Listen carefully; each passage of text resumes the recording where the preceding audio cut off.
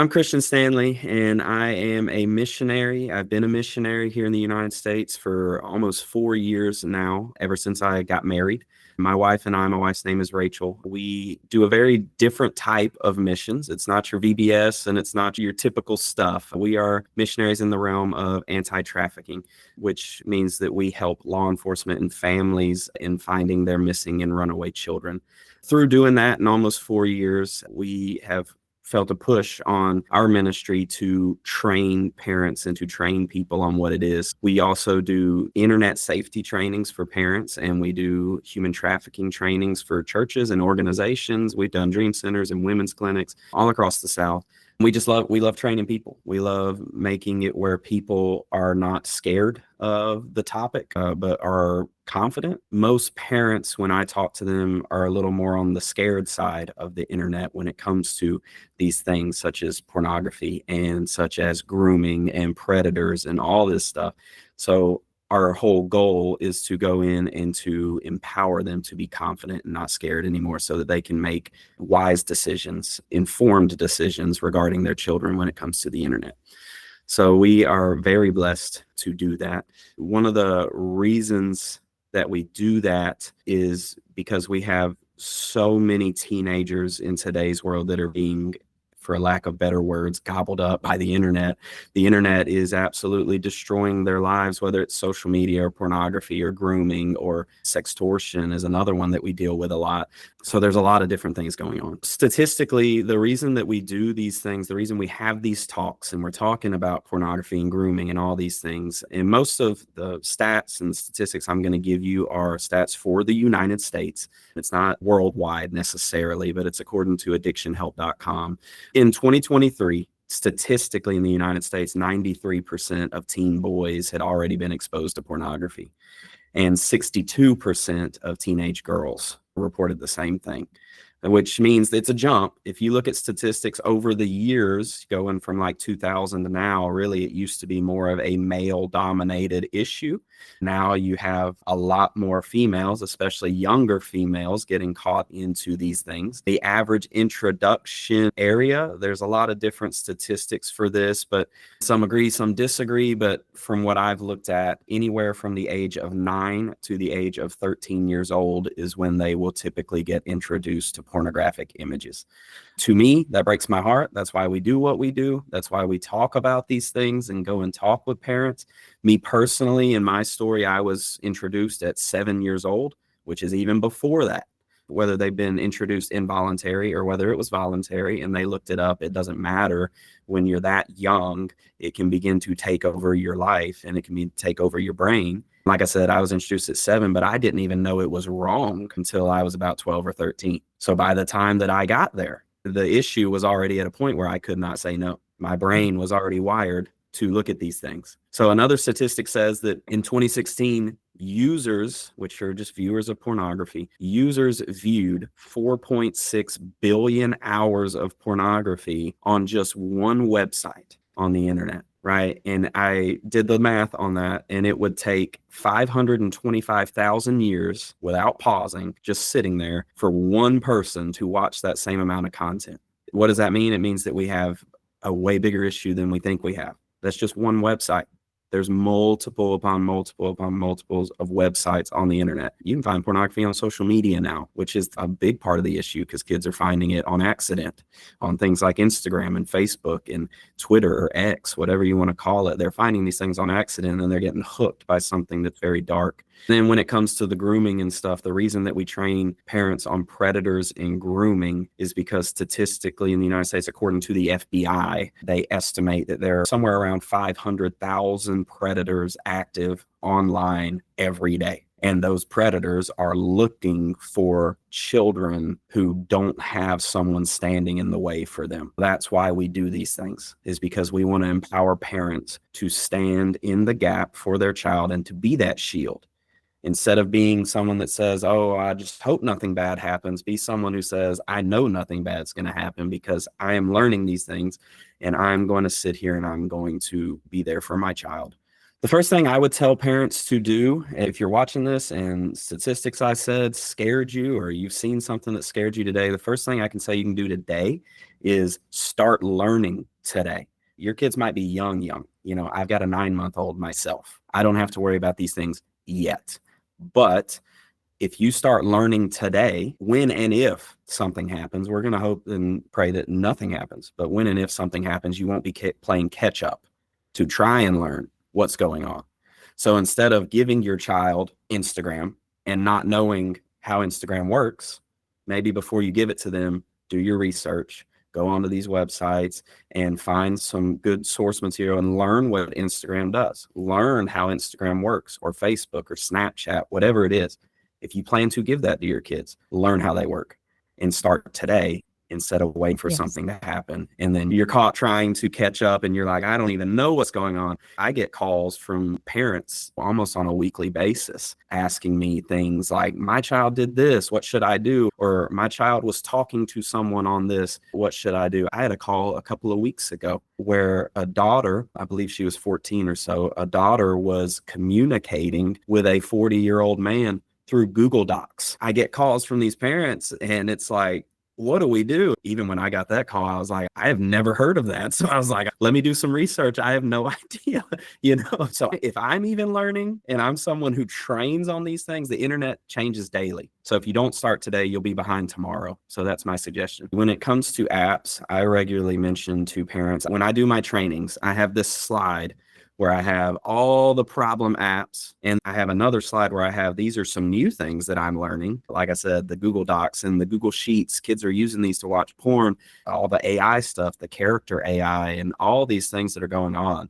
I'm having to learn these things almost weekly so that my training can stay up to date. It's a living document. As far as our team goes, right, we deal with a lot of runaways and we deal with a lot of missing kids who get groomed into exploitation or trafficking.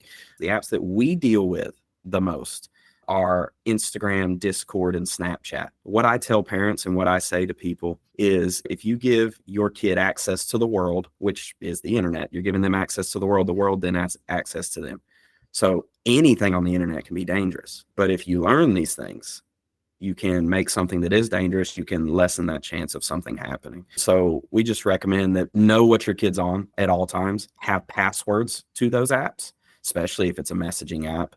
I don't recommend anybody under 18 being on, especially an anonymous chatting app, because most of these things can be anonymous. You have ones that are specifically anonymous, but then like Instagram, you don't have to have your real name on there, right? So I would still consider that anonymous. Just watch for those things. If your kid can communicate with other people, can it be just another kid? Absolutely. But can it be a 30-year-old adult? More often than we think. So tip number 2 for parents, for me, that I talk to parents about, is when it comes to pornography addiction, or when it comes to grooming, whatever it is that you get to monitor your kids' devices, that's a big one right there, is you need to be having some kind of app that monitors your kids' devices. If your kid has a fully open phone, I'm gonna try and beat around the bush, but also be direct. Is parental controls that come set directly on phones don't work as well as you think, especially when it comes to certain phone products. Every update that happens, those parental controls get messed up.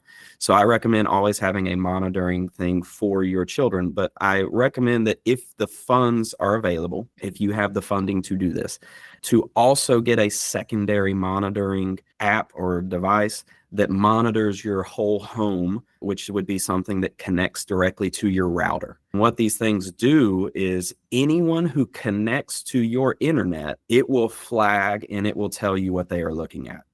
So a big problem that I see, and a big problem that happened in my story, is even though your kid has something that's monitoring their device, if a friend comes over that you trust this friend, they come over and it's late at night and they're having fun and everything, that kid probably doesn't have a monitoring thing on their phone. So if they go and they look up pornography and they're watching it and all that stuff, you will never know that that ever happened. But if you have a whole home monitoring system that monitors everybody who connects to your internet, you will catch that and you'll be able to cut that off. You may even be able to help the other kid. You may be able to tell their parents, like, hey, something's going on. This is what we use. And you can grow as a community. You can be more safe. Tip number 3 that I have for parents. So we're talking about if something has happened We've been talking about we're trying to prevent things from happening. But if something has happened, if an adult has threatened your child with something like sextortion, or if you pick up that an adult has been trying to groom your child, or if you pick up that an adult has sent maybe a nude photograph to your child, or your child has sent a nude photograph to someone else, that's called child sexual abuse material. CSAM is what we call it.